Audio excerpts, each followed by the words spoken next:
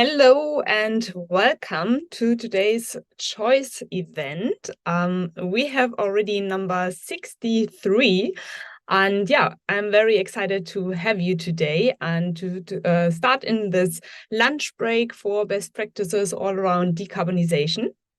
And before we get started right away, I quickly introduce you to the setup of this webinar. So as you have noticed, you can see me, I cannot see you. So that's a little bit unfortunate, but it has an advantage for you that you can relax in the next hour. Maybe you want to have some lunch in between and just listen in. But on the other hand, you can be active, and that's what I invite you to join the discussion and leave your questions all the time in the chat. So what you can do is on the bottom or on the top, you find the Q&A section, and you can right away test it and introduce yourself to everyone who's also joining today. So maybe you want to post quickly your name and the location from where you are joining. So in my case, that would be Lara. I'm joining today from Berlin. And I see that already Andres from Madrid in Spain is the first brave one who tested it. And there is more coming in. Michael from Geneva, Christian, also from Germany, Nicolas from Switzerland, GR from York. That's great. And Christoph, also Berlin. Great. So now you have found it. Yeah, don't be shy. Put all the questions in there. You can also comment each other's conversations. So already you can share maybe also insights. I'm sure some of you are also experts in the topic. And if not, there's not a dumb question. So we want to include everything. And then the second possibility, as this 1 hour is always really quick to pass by, is our Slack channel. So in your email, when you registered for the webinar, you also got an invitation to join Slack. So that's our climate community where we have more than 1,000 people joining right now. And yeah, you can stay there up to date on new webinars, insights, and also share your learning experience and questions with others. And why are we doing these choice events? Yeah, well, the Climate Choice, we are a climate tech company based in Berlin. We built our platform to decarbonize supply chains, and we see that there are a lot of questions in the field. And we really want to take away the fear of believing that we see in a lot of companies, maybe we are too late anyway, or it's super complicated, or I have so many questions, I don't know where to start. So this is why we have every 2 weeks our bi-weekly choice events where we really invite experts from all different kind of fields working on this process of climate management, supply chain engagement in decarbonization, and have very exciting people joining and telling us what they do and how they can maybe support you in taking next steps and share knowledge.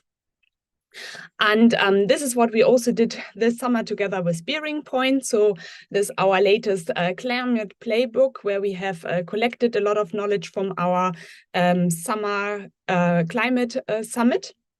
So we had about 80 experts from the field sharing best practices, how to reduce emissions in the supply chain. So you find it on our website, you can download it for free and tap into the next steps. It has like 10 steps to build up your supply chain decarbonization program. And having said that, I'm almost introducing you already to the 2 experts we have today. But before I do that, I like to introduce you to the both of them. So we have a quick survey for you, which I cannot see right now. So I have to ask in the background to pull up the first question, which is a little bit tricky, I think. I have to. Let's see, now I can do it. So status quo is my first question, which you should be able to see on the screen now. So what is your stage in the Scope 3 journey?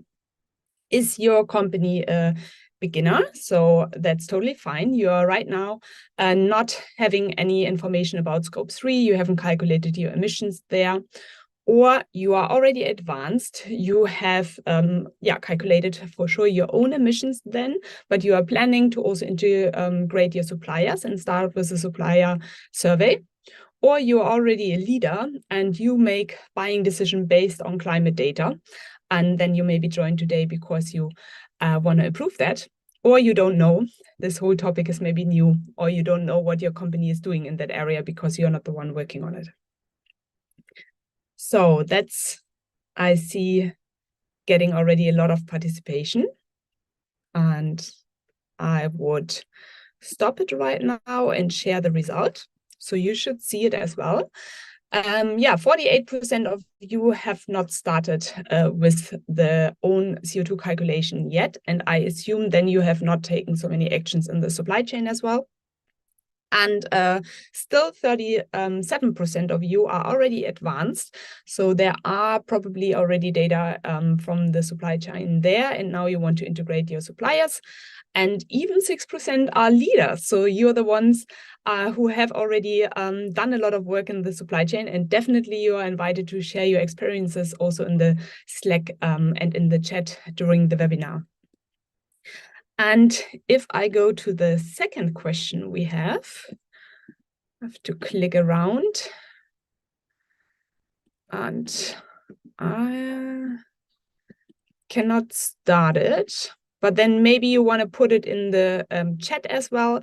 So the second, now I think you see it. Yeah, it looks like I had some technical problems here with my sharing rights. Now you should see it. What are your challenges when you work with Scope 3 data? Is it a lack of resources, especially now when you have not started your calculation yet? You need tool, money, time to work on that. Or is it making data comparable and audit ready? So you don't know the quality of data you maybe have within your own company or from the supply chain, if you can really use it. Or you are missing feedback from your suppliers because you maybe tested something already to get more information from the supply chain and you didn't got so many responses so far. Or again, it's something else that's bothering you. Great. Again, I see a lot of you are choosing for an answer. And I would stop it and share the result. So it's exactly all three seems to be applicable, because for all lack of resources, missing quality, I would say comparability of data, and missing feedback of suppliers, all three answers have 28%. So it seems like all these are big topics for you. And that is then my chance to introduce you to Luke and to Yasha. So Luke and Yasha, I would invite you to turn on your cameras. And I quickly gonna say a sentence to each of you. But first, how are you both? Welcome on stage. Very good, thank you. Okay, great. Luke, I believe you're joining us today from the UK, and he is one of the co-founders of Equipoise, a consultancy that was named one of the top 10 consultancies for sustainable procurement. So I think we very much have the expert talking about it.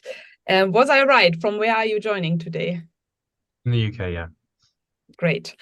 And then we have also Yasha, my co-founder actually, and he's working with our clients specifically on the supply chain programs. And I believe we will get some practical insights in how to set up such a program. Is that right? Yes, hello everyone. Really happy to be here. And I'm currently in Berlin, which is a bit rainy, but feels sunny that we have the webinar today and really looking forward to it. Great. Then I would say I stop sharing my slides and get you both ready. So we will first have Luke giving us an introduction and sharing the insights, what he sees from working with many different companies. That looks great. And then afterwards we have Yasha with a quick practical guidance. And then I would also come back with the questions from the chat. So please make sure to always post them in there. And then we have in the end in Q&A and get in deep dive to answer all the questions. So Luke, that looks already great. If you like, you can start right away. Brilliant. And yeah, thank you very much for that introduction. It was also really interesting to see everyone's feedback to the poll. I would say it's very reflective of what I see the clients that Equipoise are working with. Those challenges are the same. So hopefully we can help you address some of those challenges today. And I'd be really interested to, after this session, have a discussion with you guys about your specific challenges. So yeah, let's get on. So we'll begin with just a brief introduction to Equipoise. Won't spend too much time, but appreciate we're speaking to a slightly different audience, so you guys might not be familiar with us. And then the main meat of this session, we'll be talking about moving from data collection, something that the Climate Choice is very good at, to Scope 3 decarbonization and how that data can help you with Scope 3 decarbonization. We'll then talk a little bit about best practices for assessing decarbonization opportunities with suppliers. And then I'll hand over to Yasha, who will be talking about software and AI tools to help engage suppliers for climate action. Brilliant. So yeah, very quickly, just a little bit about Equipoise. So as Laura mentioned, we're a specialist sustainable procurement consultancy company. We help organizations increase their brand value, mitigate reputational risk, and optimize costs through our consulting services. We're very much hands-on delivery focused. We're not here to make strategies or really pretty presentations for clients. We actually really get involved with making changes, embedding decarbonization into your procurement decisions. I myself have a background in procurement cost reduction consultancy, where we were very much on the coalface of helping organizations save money by changing suppliers, doing global sourcing, renegotiating contracts, etc. As Laura mentioned, we've had some great success with Equipoise. Our work has been recognized by various different organizations, and we've been named among the top 10 sustainable procurement consultancies alongside some pretty big names. So this is really nice. We're also a very proactive member in a lot of different sustainable procurement communities, like the Sustainable Procurement Pledge, the Sustainable Purchasing Leadership Council in the US. And this might be a theme that you see in this presentation, but collaboration among your peers on sustainability is really key. Laura already mentioned that Slack channel. Really, I would encourage you to go and speak to your peers. Everyone is very willing to share information and best practices about sustainability, which is a little bit different in our traditional procurement world, where people are a little bit cagey and don't want to share how they save money because it's a competitive advantage. Actually, when it comes to sustainability, we should really all be sharing these best practices and insights. So yeah, Equipoise's mission is to rebalance our planet and society through sustainable procurement action. If you're joining this webinar, I'm sure that you realize that the supply chain of your organization has a huge impact on your organization's ability to operate sustainably. So that is why we have focused 100% on sustainable procurement. What do we mean by sustainability? And although this session is about decarbonization, sustainability is a lot broader than this. I really like to talk about this model from the economist Kate Raworth, which you can see here on the left-hand side, which is called the planetary boundaries donut diagram. This kind of outlines for me all of the different important environmental or ecological, as it's written here, and social sustainability topics that are really important. So here's just quite a good list. And if you look into this model further, you see currently our position against each of these at a macro level. So really interesting model to look at. So yeah, our mission is to solve for those problems through sustainable procurement action, and we deliver that through some of our core services. So supplier engagement, we hear people talking a lot about this when it comes to sustainability. We really help organizations drive supplier action around sustainability through communication campaigns and capability building. We also specifically offer a service around decarbonization. This is often where a lot of organizations are starting their sustainable procurement journey. So we help organizations with that. We also help with internal capability development. So giving your procurement team the skills, systems, policies, and processes that they need to actually drive sustainable procurement action. And then lastly, we also do a lot of work in digitalization. So digital tools are really critical in your sustainable procurement journey. Tools like the Climate Choice, other tools like carbon accounting tools, if you really want to make an impact, then you're going to need some digital tools to help you. So we help organizations match with those based on their requirements. Cool. I think that's quite enough about Equipoise. Next up, let's start sharing some insights. So yeah, moving from data collection to scope 3 decarbonization. And it was interesting to see on the poll kind of where people are in their journey. There are a lot of people who had not yet measured their scope 3. So I'll spend a little bit more time trying to give you a bit of an explanation of how you might approach that. And then actually for the people who are in the next level of maturity, talk to you about how can you maybe use that data and combine that with some information about supplier maturity to start informing your approach of actually how to decarbonize your supply chain. So yeah, what data? We say data, what data are we talking about? For me, the two most important sources of data when it comes to thinking about decarbonizing your supply chain is one, supplier emissions data. You would have heard this as scope 3 data. And then number two is your supplier climate maturity data. And we'll talk about each of those to explain a little bit more about what I mean. So your supplier emissions data, this is basically what are the emissions that result from the goods and services that your organization is buying. This is really important, particularly for most organizations, because you'll typically find that if you look across everything that you're doing in your organization, the emissions that result from purchased goods and services will make up typically between like 60 and 80% of your total emissions.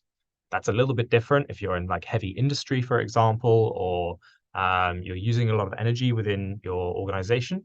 But for most organizations like a tech startup or a services company, or even your average manufacturing company, a majority of the emissions will result from the supply chain. So how do we go about measuring those emissions? And this little triangle we've got on the left-hand side starts to explain this. So we start off with something called the spend-based method, whereby you'll take your traditional procurement categorization. You'll have your spend cube, or maybe if I'm not talking to the procurement people, we'll just say accounts payable report, where you have a list of suppliers, you have their spend, you have a category against that supplier. That could be a general ledger code. It could be your actual procurement taxonomy. For example, you'd have Dell IT is category 1, laptops is category 2, or you could have FedEx, transportation, and like parcels. And you have the spend against that for any given year. So if we want to try and start calculating the emissions of those suppliers, what we want to do is we want to align that supplier with something called an industry average spend emission factor, which is a really sexy name. You can see it is written down here. And who makes these industry average spend emission factors? Well, usually government organizations. In the UK, we've got the Department for Business. In the US, we've got the Environmental Protection Agency. They look at what are the total emissions of different industries in specific countries. So say, for example, parcel delivery. The EPA would look at what is the total emissions of parcel delivery in the US. They would then look at what is the total revenue of parcel delivery companies in the US. They would divide one number by the other, and then they would say, okay, for every dollar that you spend on parcel delivery in the US, there is, on average, you'll be emitting this much. So you go through that process, you find these industry average spend emission factors for all of your different procurement categories, and then you sum that number up, and then you have a total estimated emissions calculation. I've done some other webinars in the past about finding those emission factors and actually applying them, but I just wanted to give people a high-level view of how you calculate these emissions given what you said in that poll. So that's usually the beginning of the journey, and that gets you to the point where you can do two things. One is you can probably say to your CEO, hey, the emissions that result from procurement are very high. We've spent the last 10 years changing the light bulbs in our offices from traditional ones to LEDs or electrifying our fleet. Actually, most of our impact is in our supply chain. We need to spend some time and resources there. The second thing that this will help you do is actually then start to prioritize your suppliers and your categories by the ones that are highest emitting.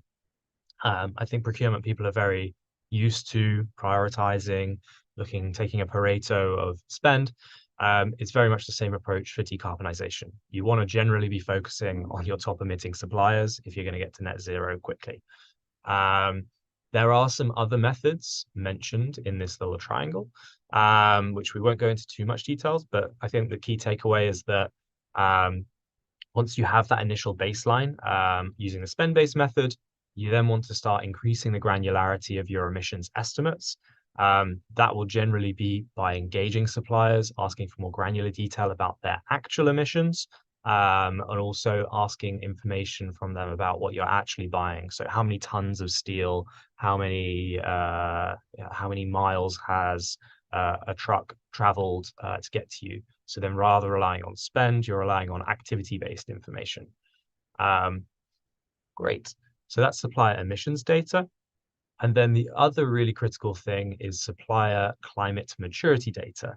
So this is the kind of data that should help you answer the question, how ready are my suppliers to support my decarbonization objectives? This is exactly the kind of data that the Climate Choice is collecting, and it will include things like, is the supplier, do they have environmental policies? Have they set environmental targets like science-based targets? And are they actually taking action towards those targets? So are they actually reducing their emissions? Now, this is a really important piece of data to help you understand like which suppliers can actually help me here, and which suppliers do we need to educate versus which suppliers can actually educate us. So hopefully that's a good overview of what data. Next up, we're going to talk a little bit about how you can use that data to prioritize action. So in the very basic sense, as I already kind of mentioned, you want to be focusing on the suppliers that have a very high scope 3 impact. So your highest spend suppliers, but actually not your highest spend suppliers, your highest emitting suppliers should always be the focus, because that's where you're going to drive the most change. Also, though, category decarbonization maturity, or the maturity of your suppliers, is going to be a really important metric to define the different approaches. And in these little boxes, we'll start populating. Those are some ideas of how you can approach it. Now, category decarbonization maturity is about both the maturity of the suppliers that you're currently working with in that category, but also other suppliers that you're maybe not working with. So an example here of a mature category would be something like the energy industry. So it's pretty clear that the energy industry, particularly for electricity, I should say, is going to be able to move to net zero in not too long, because of the advance of renewable energy creating electricity. And there is, at one point in time, no longer going to be a need for fossil fuel-based electricity production.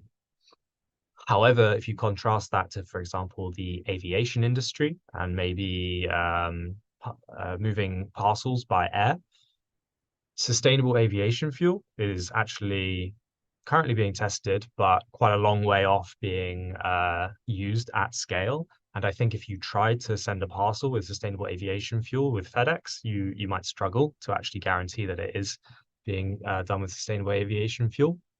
So the decarbonization maturity in that market is a little bit further behind. Right. Oh, I've lost my ability to click. There we go. Okay, so let's think about some different approaches. If you have a group of suppliers where there is a high scope 3 impact, but you believe that the category decarbonization maturity is actually quite low, then the approach that we'd recommend is that you've got to look at things like transforming the category. So supply chain might not be ready to decarbonize unless you make it happen.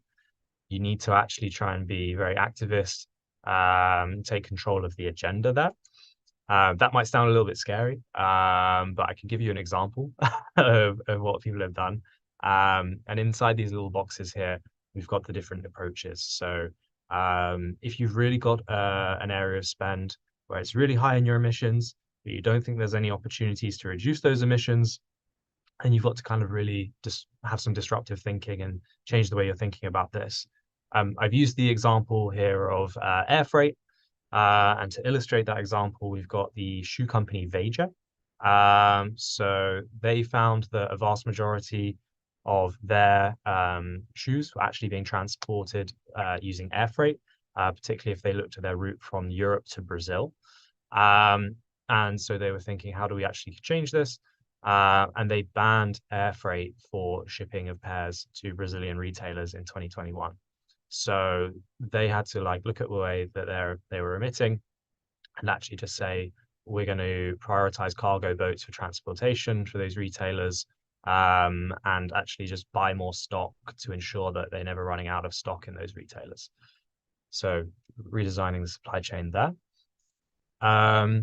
There's also an example here there's an approach here rather, if your scope 3 impact is high and the actual category decarbonization maturity is also high. And a good example here could be the production or the purchasing of steel, where actually in the steel industry, although it's still a very dirty industry, and a lot of steel is produced using coal and iron ore with a lot of energy, there are technologies that are now coming to the fore, like electronic arc furnaces, powered by renewable energy and using recycled scrap steel, where you can actually find that there is green steel available for you to buy. So actually, if you find that this is the case, then your approaches to decarbonization are really more about securing that supply. When it comes to green steel, it's forecast that the demand for green steel is actually going to drastically outstrip the supply. And probably a notion that many procurement people have become used to over the past 5 years of supply chain disruptions. In addition to actually being able to find sources of this, actually securing supplies for these materials is going to be really, really important. So this is what we would call critical area. If you actually have some suppliers and categories where there is a low scope 3 impact, but also the category decarbonization maturity is low, then this is probably where you have an opportunity to try and make some changes. Remember, when it comes to net zero, the objective is not reduced by 80% or reduced by 50% like it is in cost savings. It's get to zero. So we actually have to focus on every single supplier eventually to get them to zero. And this could be a good area where you can start to make some influence. The market's not going to decarbonize on its own. So you should be making some selective investments. You should be collaborating with your suppliers, trying to develop your suppliers as well. And then finally, if the market decarbonization maturity is high and your actual scope 3 impact is quite low, then this is where you can let the market provide. And so long as you've got systems and processes in place to ensure that your buyers are selecting environmentally responsible goods and services, and they are rewarding goods and services for being environmentally responsible, then you will be able to find these in the market. Perhaps an example here is buying paper versus buying recycled paper. We know that there's a lot of recycled paper available. You just need to ensure that that is merited versus paper that comes from chopping down virgin timber. Brilliant. Okay. So we've talked about a little bit about how do we approach different areas and use that data that we collected on the scope 3 impact versus the decarbonization maturity. Often a very common step in supplier engagement, in decarbonization, is supplier engagement. So organizations often want to reach out to their suppliers to understand, are you measuring your emissions? Are you setting targets? Are you making progress towards these targets? But also what I want to get across is that it's not just about these topics, it's also about fostering some collaboration to help you and the supplier improve, and actually identifying some areas where perhaps you can start working together to reduce the emissions of different contracts. And then kind of going back to school, it helped me remember things when I was at school. But we've got a model here of the 4 E's of successful supplier engagement. First one, unsurprisingly, is engage. So yeah, when launching your supplier engagement initiatives, you want to really clearly communicate what your own organization's decarbonization objectives are, and then keep communication channels open to receive a lot of good feedback. That involves sort of asking, listening, socializing the need for action, and collaborating to gather the right data. Making it easy for your suppliers to share the data with you is also really important. Again, there was that poll question that talked about supplier fatigue. If any of this data is already out there, then you want to be collecting that from publicly available sources. Suppliers do not enjoy sharing information from websites where it's already published. So yeah, using a good digital tool at the start of this is really important. The next kind of pillar of successful supplier engagement is about education. So you want to share a message with your suppliers that you are on a mission to decarbonize. If they have lessons to teach you, you'll be very willing to listen to them, but also you are willing to offer education and tools and things that you learn on your journey to get to this point.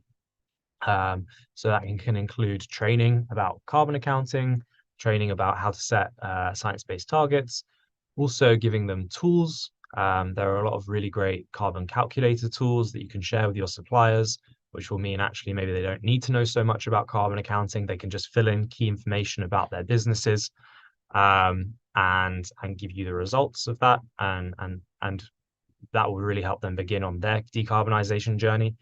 If you haven't measured your emissions, then you have no hope of really reducing them. And also, as I mentioned at the start, you should encourage your suppliers to get involved with different peer networks. For example, the Sustainable Procurement Pledge or something called the Scope 3 Peer Group. They're really great sources of areas to get best practices. So you should encourage your suppliers to join those communities. Encourage. So we've talked a little bit about a carrot that you can offer to your suppliers, but also here's a bit of a stick. So you do, in some supplier relationships, have the power to use your influence to tell your suppliers to actually start decarbonizing or setting targets to decarbonize. This could be during a contract. This could also be a condition of a contract. And a little tip here, we work with a lot of clients who are very concerned that mandating climate clauses in their contracts would result in higher prices or less suppliers bidding. And actually, a way to kind of navigate this a little bit is by saying to the suppliers, if you win this contract, during the course of the contract, we would expect you to set a science-based target, or we would expect you to measure your emissions, which kind of gives the supplier a bit of a reward. We won the contract. Okay, now we've got to do this thing.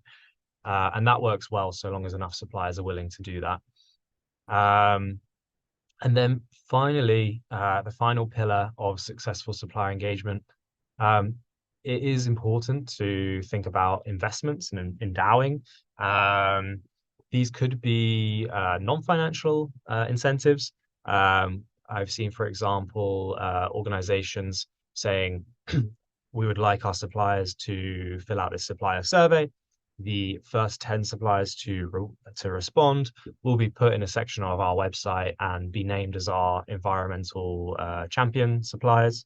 So that can be really simple. Suppliers love this. They can talk about it with their other customers. It's brilliant. There are also financial incentives. You could offer some suppliers that are performing particularly well on climate, preferred payment terms or advanced payments, things like this. And there may also be a time where you're looking at financial investments. So there's some really great work that's been done in the US by Siemens, I believe, where they are investing in their suppliers' factories. They're looking to increase the energy efficiency of products and services and machinery to help that supplier decarbonize, also save money, and they're offering them a credit facility to do that. Finally, just to reiterate, all of this supplier engagement is really underpinned by digital tools. This includes things like supplier engagement platforms, supplier survey platforms, and also carbon accounting tools. Great. Check the time. And then we're just going to finish with this slide, just to talk about some different things and topics that you might want to actually engage your suppliers on. So as with cost reduction consulting, you can find very specific savings opportunities by meeting with the suppliers, talking about the contracts and saying, okay, well, we'll change this thing. That's not going to be applicable across every category. And I would still encourage you to take this approach. But what we're going to talk about here are some more like general things that should apply across many different categories of spend. So hopefully you can take away this. One is an example here from BT. Now, we all know about renewable energy. We all probably know about trying to use it within our own homes or within our own businesses. But actually what BT, which is British Telecoms, has done with their suppliers is try to push the use of renewable energy down through their supply chain.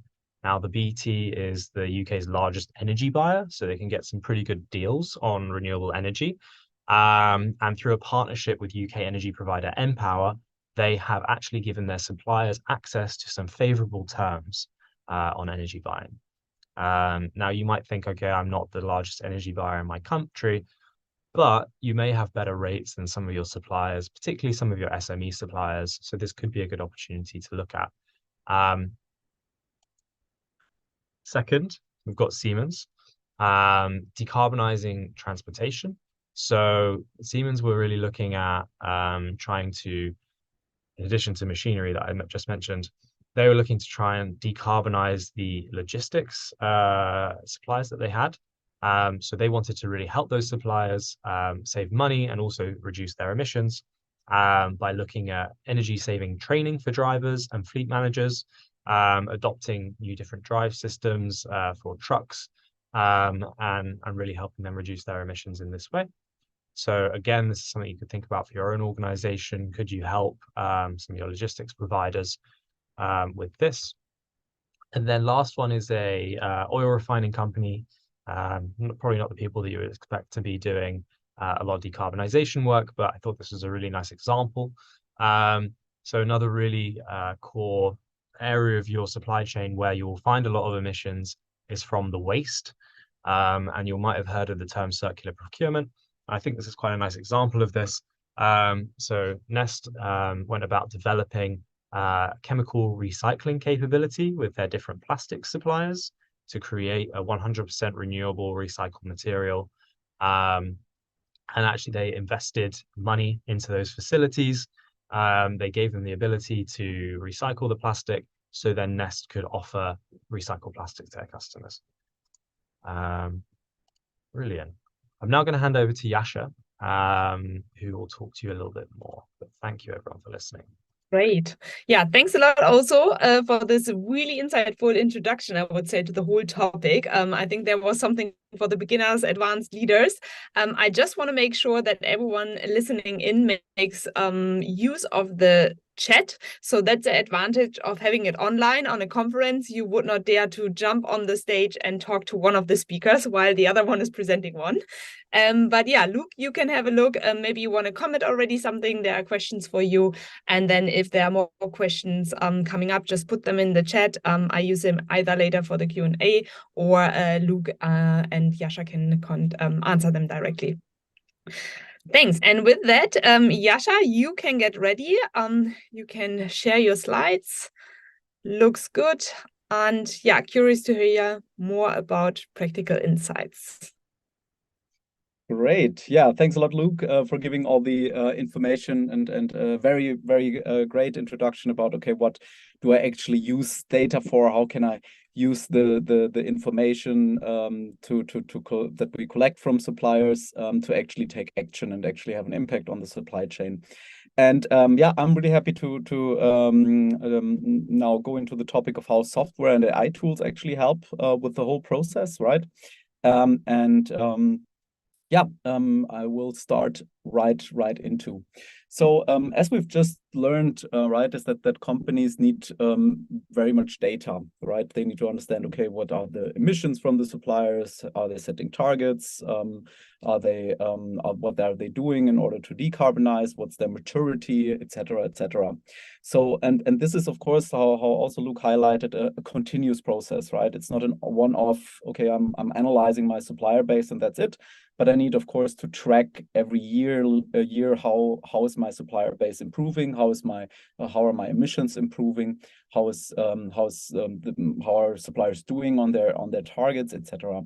And with that, we're really seeing a lot of issues around industries and challenges because it sometimes involves the annual data collection of thousands or tens of thousands of suppliers.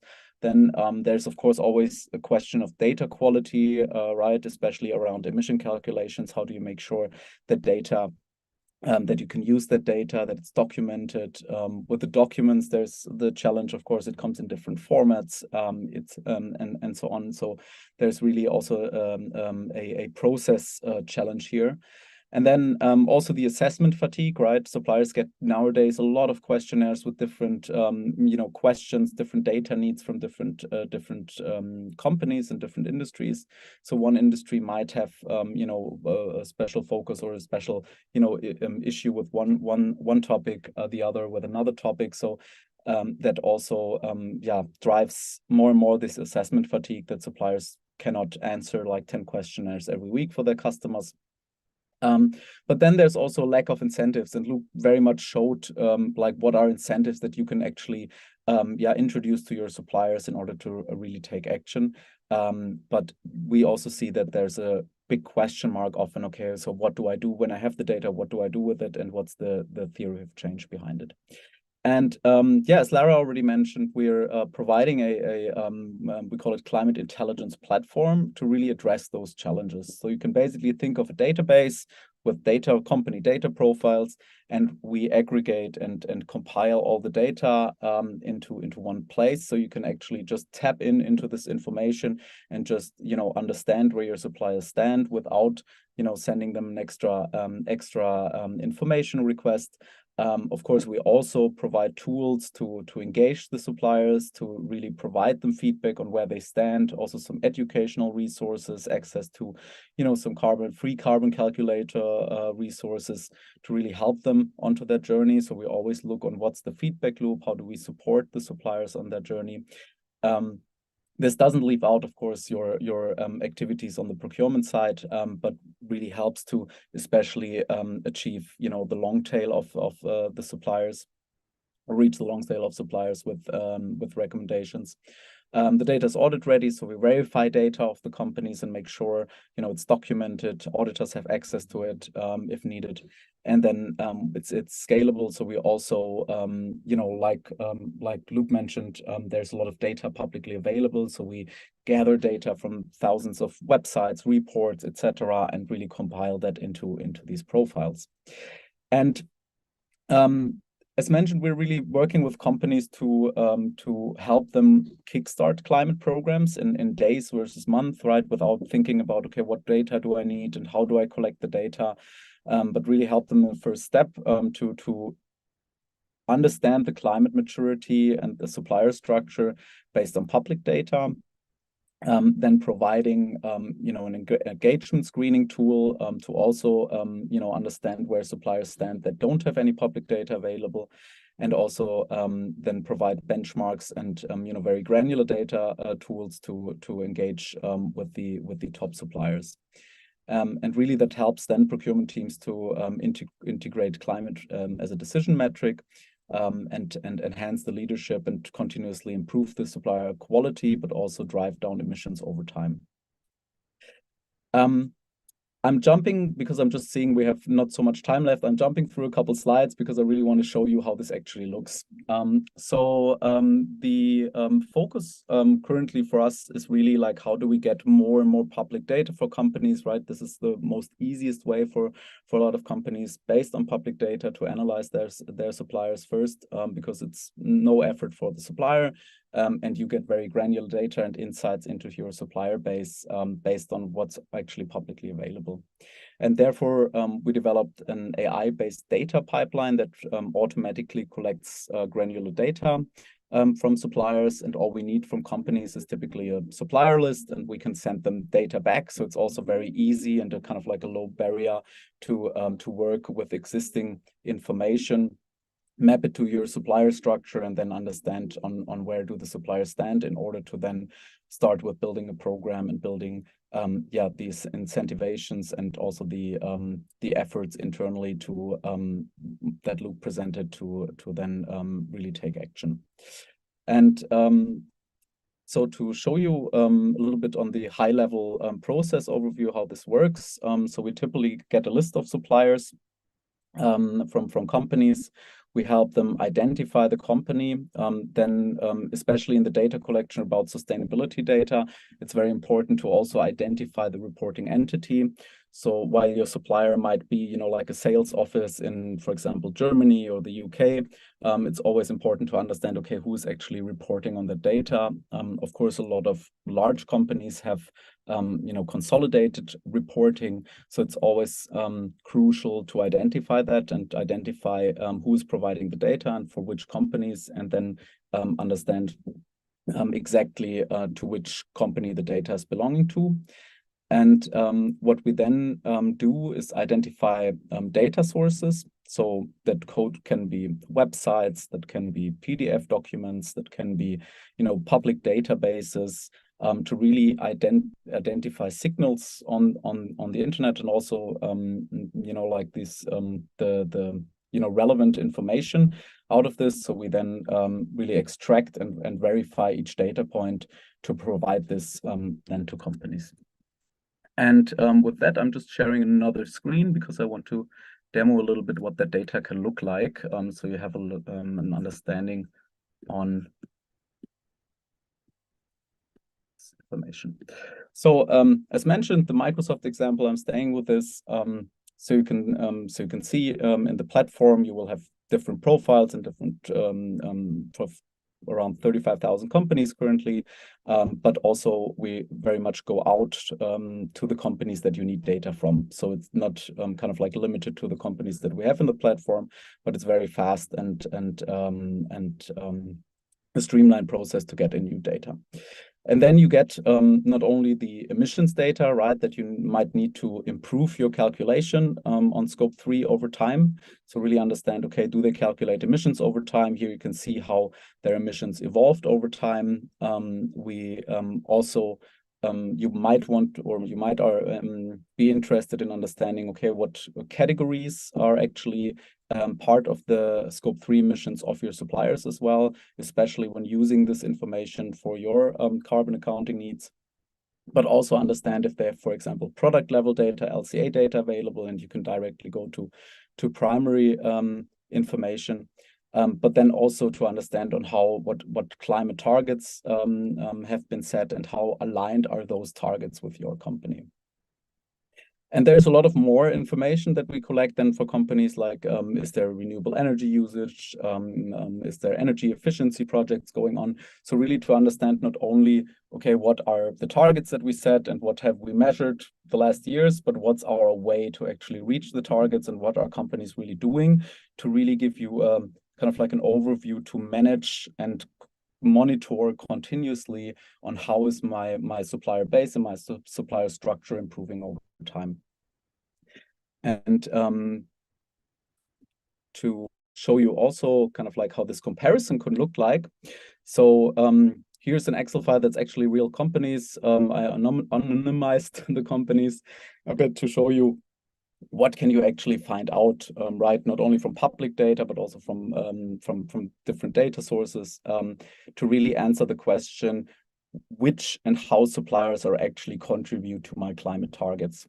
And there we looked at some quite like large companies for a customer, and you can really see, for example, okay, how do they calculate their emissions? Do they provide product level emission data where we then automatically compute scores? you understand, okay, how serious are they? Do they allocate money towards their climate actions? Is their target compatible with mine, or is it slightly different than my target? What decarbonization measures do they take? Are they engaging also their supply chain? Are they using renewable energy? And then, of course, also the emission performance. So understanding, okay, is the emissions decreasing, increasing over time? So you have really a structure, even if you don't have kind of like product level data available, you have a way with this kind of maturity information and kind of like monitoring information to continuously track on how is my supplier base improving.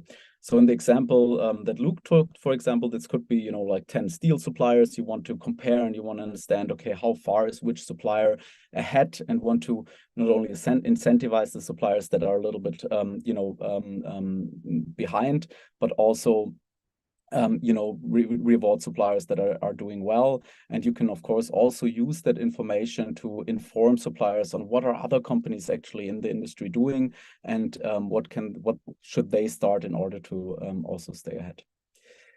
And I'm seeing with that, we're already almost at the end. I'm quickly looking here into Zoom, and I think Lara and Luke are back, so we have a little bit time for questions.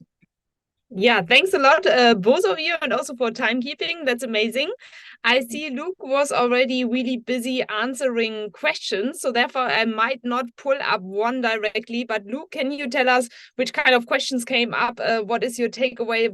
What maybe people have in their minds when entering the topic? What seems to be like questions you have when you start into that journey? Questions that I had when I started the journey. I think, or that you see here also from your customers, and I assume maybe from people joining the webinar here, like what kind of questions came up? Yeah, I mean, there's quite a tricky question here that I wasn't exactly sure how to answer, which is, what if supplier maturity is not there? There are many Asian-based suppliers who don't even have basic ISO standards related to environment. And I guess here I would say I've also seen this challenge where you talk about ESG in Asia. They just think about the G, they just think about governance. Environmental and social topics are not so strongly on the cards. However, I think you do have some choice in these markets, and there are increasingly sort of sustainable forums developing, either at the industry level or at the profession level. I know that, for example, the Sustainable Procurement Pledge does a lot of work in APAC. So potentially engaging with these networks to understand what best practices are there. A lot of the organizations we work with have more European and US supply bases, but you've got all the levers available to you. Competition is very high in these markets. So can you force a change there a little bit more would be my potential answer. And also you can use tools like the Climate Choice, I think, to find some suppliers who do have some of these certifications. Yeah, that would maybe be also my turn, like Yasha, when you see that question, like what would you answer? I think we often get that from customers saying, like, which suppliers does it make sense to screen or not? Like, what is the approach there? Like, how do companies use it to like find out where suppliers stand? Yeah, I mean, like we had actually this discussion also this week already with a couple companies, right? Like as Luke presented, that of course you want to engage your most emission intense suppliers. So where's the kind of like the 20% of suppliers that make up 80% of your emissions? That could be also done by spend, so you don't actually even need to wait until you know the exact emissions. You can already start, because like you might then have an advantage, right? Once you calculated your emission, you already see, okay, how does this match to my information from the supplier base?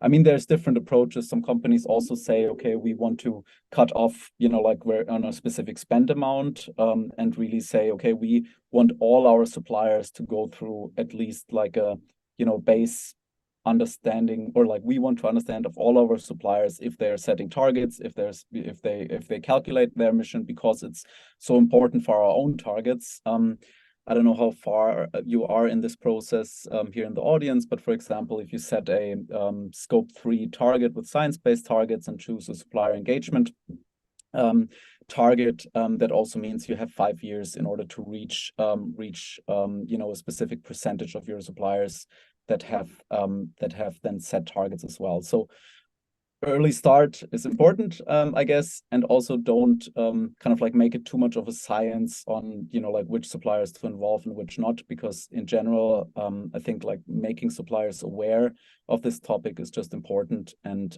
it will drive change the more companies kind of like take this action and take this approach.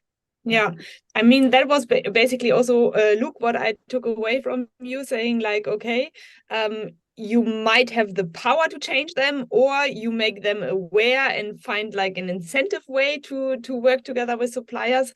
What is maybe this whole topic of capability building? Like, how do you support your suppliers to change? And yeah, you mentioned already incentives, but are there like maybe the top 3 things you can do to trigger actions in your supply chain? What are the top 3 things was your question? Yeah. So yeah, I think education. I don't think you can expect your suppliers to do something that your organization is not already doing. But also then being open and honest about where you are on your journey, saying it's not easy. These are the steps we take. This is what we think that you should do. Also providing them with tools is really important. You can either, as I said in the presentation, you can try and teach your suppliers how to do carbon accounting, and the greenhouse gas protocol is several hundred pages long, or you could pay to get a tool and just give that tool to your suppliers for free. And they're not that expensive, these tools. That'll help them calculate their emissions. The tool might even help them start to reduce their emissions with some cool tips. So yeah, those would be my sort of top recommendations. Cool. Yeah, I totally love it, especially saying like start where you are as well. So that's also what we always say customers when they do like a survey with suppliers and so on. First, also understand what is your climate management, not just CO2 emissions, but like what are your targets, your actions, your strategy behind it. And from there, you can so much more transparent and integra communicate with them, like saying, hey, we also start, we haven't figured out everything, but we might want to learn also from you, and let's do that together. Yeah, Yasha, maybe what would be like your advices? It could have been maybe the last hour a little bit overwhelming if you're new to the topic of Scope 3. But yeah, we've got you. There are more choice events to come. But what is maybe something you want to have people take away, and how to start and get into the whole topic of driving Scope 3 targets and reducing emissions in the supply chain? Yeah, I think in general, thinking about like more on the company or on a higher level, like what targets has your company, or what strategic goals that are in specifically on climate are already like set. As mentioned, a lot of companies are already have already set their Scope 3 targets, and really get buy-in and understand like who is stakeholders of that problem and achieving that target, and really start and build the case actually in your organization. Because I think like there's a lot of I think like the main point is just start to get started. Yeah, get started, and don't wait, because we don't have time for the climate, but also in order to reach targets. And as it becomes clear with the whole discussion, right, climate is becoming a competitive advantage. More and more companies will more and more look for suppliers that are more ready. Most companies are also suppliers and buyers, of course. This is also I think a very good case to really say this is important for the company's future as well. Okay. So what I hear is the market is ready. You can have an advantage now. Luke, what is your add-on? There's just one last question, and I think it would be quite a good one to kind of end on as well. It's a question from Jana, and it's talking about net zero. And is it really realistic to get to net zero when or do we need offsetting to get there? She sort of says that she's happy to try and make an impact, but net zero without offsetting seems technically impossible. And that's a bit of a tricky question. But firstly, if we look at what the Science Based Targets Initiative said, which is really, I've mentioned them a few times, they are really the key organization when it comes to setting decarbonization targets that are aligned with the Paris Climate Agreement and limiting global warming to 1.5 degrees. In those science-based targets, they do say that it is important to, while you're reducing your emissions, also be taking steps to offset and remove carbon that you're already emitting. So there is a place for offsets. I know they've had a lot of bad press recently, but finding quite high quality offsets is something that we do need to do now. And then also on the point of net zero being impossible, I would maybe try and draw a parallel to JFK and his moonshot saying we will go to the moon. I don't think anybody can say fully that they know how we'll get to net zero right now, but I don't think it's a bad thing that we're saying that we are setting these targets and we are trying to get there. It's inspiring people to find solutions that we currently don't have. So I don't think that the fact that it's currently not possible should put anybody off in trying. Okay, so keep trying no matter what. And I think, yeah, that's a really, really good point, the way to net zero. We did have some choice events in the past about it. You can check out our YouTube to find it, specifically also for science-based targets. And I assume all of you jump to the next virtual meeting. So on my side, thanks a lot to both of the experts for taking the time. Everyone joining in for your questions. As promised, always an hour is too less time. So you can also shoot us an email or write in the Slack if you have further question. And then otherwise, we have in November 2 great choice events directly connected to that topic. So A is how to use energy information from your suppliers for your calculation of your emissions. Again, so it connected to the Scope 3 calculation. And then we have another one, how to actually incentivize suppliers in driving renewable energy and using that. And we have an expert who has built that program with Apple and Meta in the US. So you get very practical insights on that one. So we are a little bit over time, but thanks a lot for staying here and engaging and for driving climate transformation. So I would say take one step at a time. And thanks a lot, Yasha and Luke, for being here and discussing with us. Thank you. Have a wonderful afternoon. Thank